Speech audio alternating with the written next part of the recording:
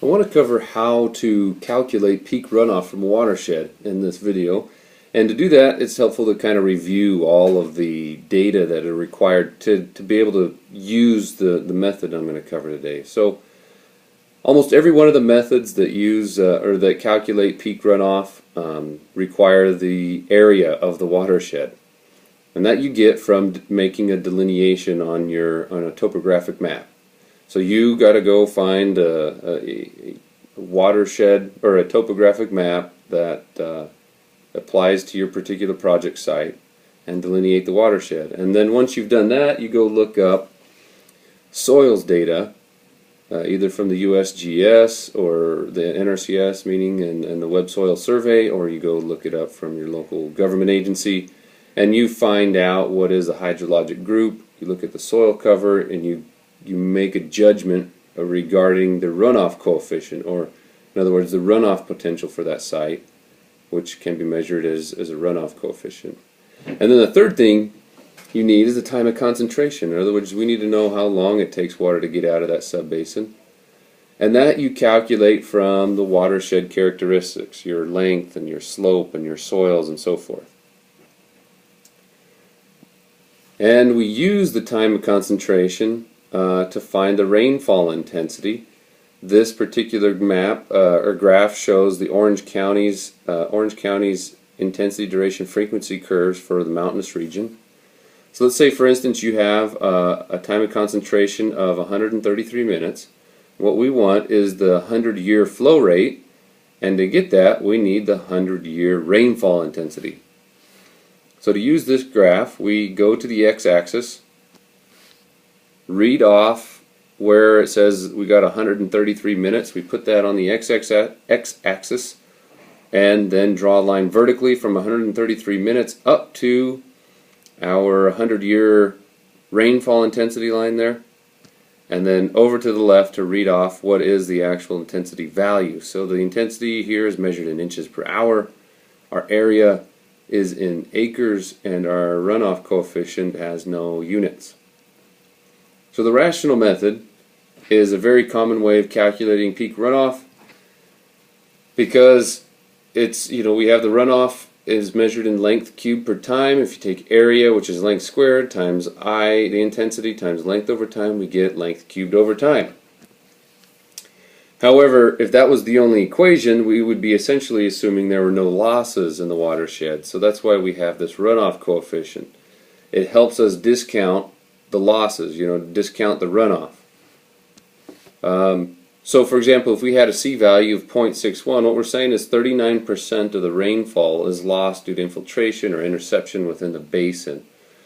And that is, is just how this particular value works. So the runoff, peak runoff, is often written as CIA. That's how we calculate it. We got the C, the factor, discount factor, times the intensity times the area.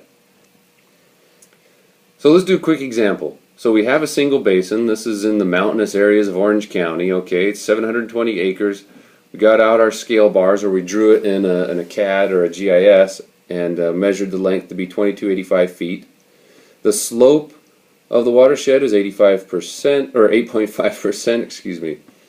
And from the soils analysis, we got 0.55 for our C value. So if we want to find the 25-year flow rate, what we need to do is calculate the time of concentration using the NRCS method. Since this is a rural watershed that's undeveloped, mountainous regions, the NRCS method actually applies pretty well here.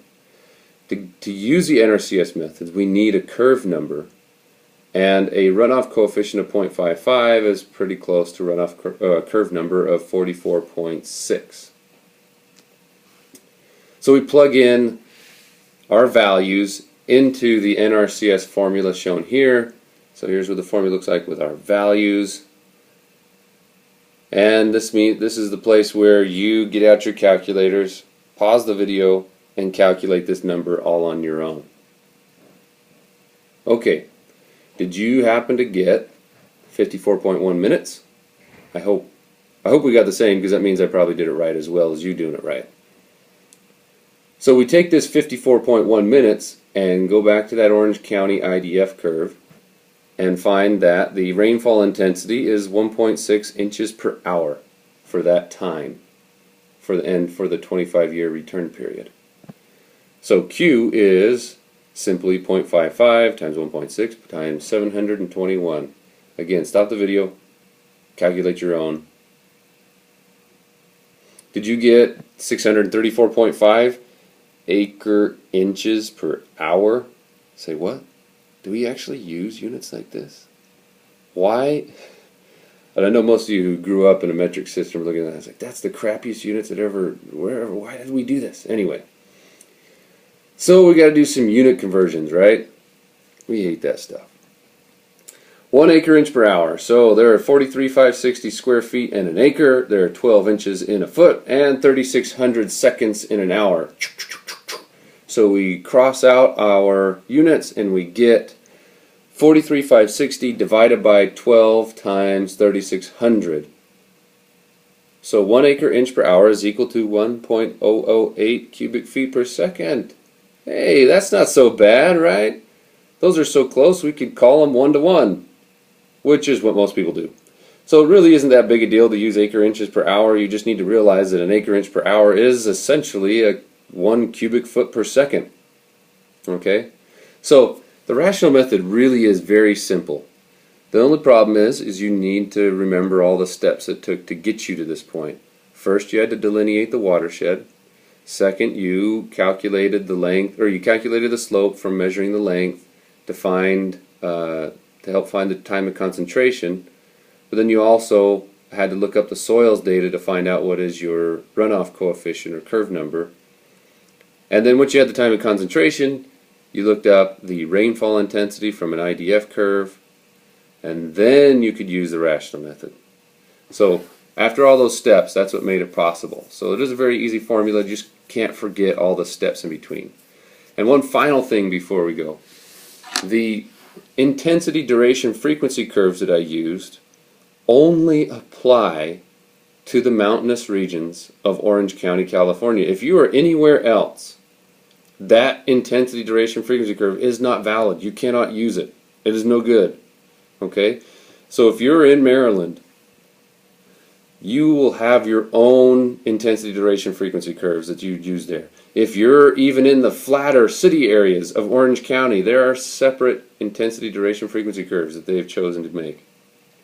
Wherever you are at, the analysis of the rainfall in that area will generate and will require a new intensity, duration, frequency curve. So hopefully that makes sense, and that you realize how particular the intensity, duration, frequency curves are. Okay.